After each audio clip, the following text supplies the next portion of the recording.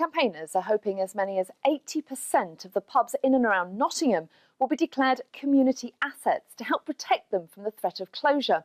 It'll give locals the right to make a bid for the pub if it's put up for sale. Mike O'Sullivan has this report. Around the bar at the Boat Inn at Lenton in Nottingham, the future of the pub has been protected as it's been declared an asset of community value. More pubs are shutting, so let's keep the ones that are open, and so we can all enjoy it. They are now community centres. They are places where people gather, spend time with their friends. They can't all survive, but ones like this one ought to do, and I think it will do. Well, I hope it does. We don't live locally. We come over to this pub because it's such a great traditional place.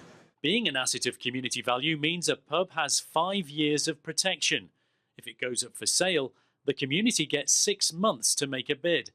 And if there's a proposed change of use, locals get a say in the planning application. Around 15% of the pubs in the Nottingham area are now community assets.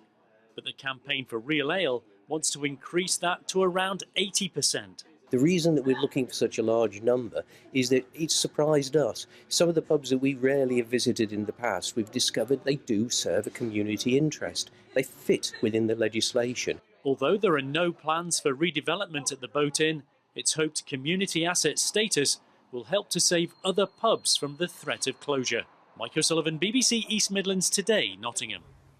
Villagers who've secured a huge cash windfall to buy their local pub for the community have been told by the landlord it's not enough. They've got £200,000 from a council-approved land development in Osgathorpe in Leicestershire. But the pub landlord now says their bid isn't high enough. Mike O'Sullivan reports. The Storey Arms in Osgathorpe in Leicestershire.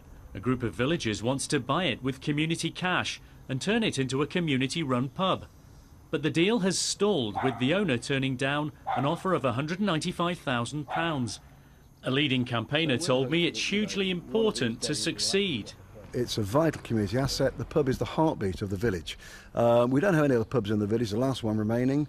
We want to develop it into a community hub, so it will become the centre of the village and centre of the village activities. A community pub company has already been set up. Those involved say they've been talking to Phil Collin, the landlord and owner, pictured here in the centre, for a few years about the pub's future. We're frustrated, really. We have this money, we spent a lot of time raising and sorting out the finances for it, and now we're unable to buy it. Osgathorpe's got a pot of £200,000 to buy the pub, with access to another £100,000 for refurbishment. The money's come from a developer who's building 16 homes on this land in the village. It was a condition approved by North West Leicestershire District Council. If he doesn't think it's good enough, though, that's his right, isn't it? It was valued at 195,000 open, 175,000 shut, and we've offered 195,000. So you feel that's a fair offer? We feel that's a fair offer. The owner didn't want to appear on camera, but told me the offer was a little bit too low, especially when property price inflation in the village is taken into account. Mike O'Sullivan, BBC East Midlands Today, Leicestershire.